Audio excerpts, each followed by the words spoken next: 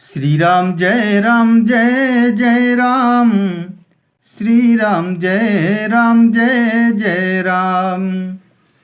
अस में अधम सखा सुनु मोहु पर रघुबीर।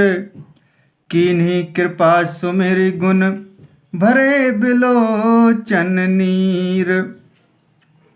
हे सखा सुनिए, मैं ऐसा अधम हूँ, पर श्री रामचंद्र जी ने तो मुझ पर भी कृपा ही की है। भगवान के गुणों का स्मरण करके हनुमान जी के दोनों नेत्रों में प्रेम आंसुओं का जल भर आया। जानत हूँ अस स्वामी बिसारी, फिरहि ते काहे न होहि दुखारी।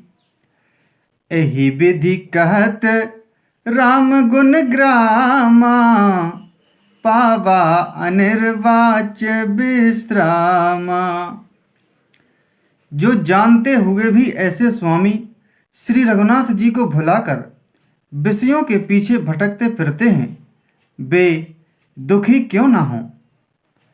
इस प्रकार श्री राम जी के गुण समूहों को कहते हुए उन्होंने अनिर्वचनीय परम शांति प्राप्त की।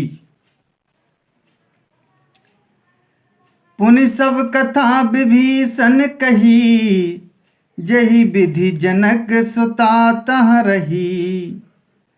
तब हनुमंत कहा सुनु भ्राता, देखी चहु जानकी माता।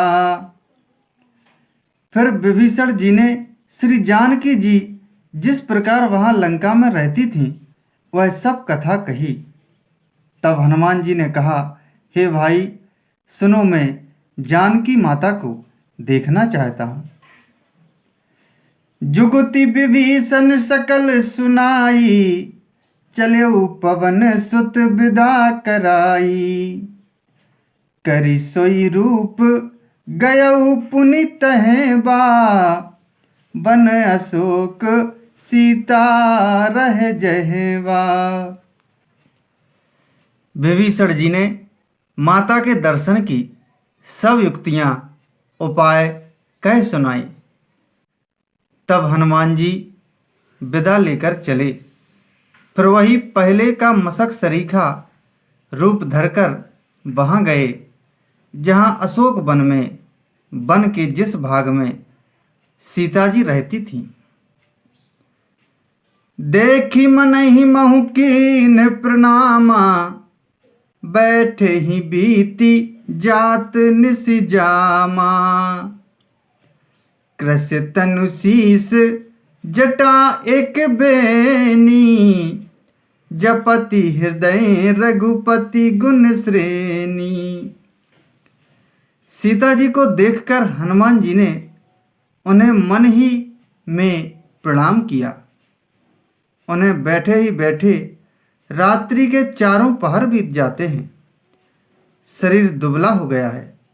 सिर पर जटाओं की एक बेड़ी लट है। हृदय में श्री रघुनाथ जी के गुण समूहों का जाप स्मरण करती रहती है। निज पद नयन दिए मन, राम पद कमल लीन। परम दुखी भा पवन सुत, देखी जान की दीन। श्री राम जय जय राम। श्री राम जय जय राम।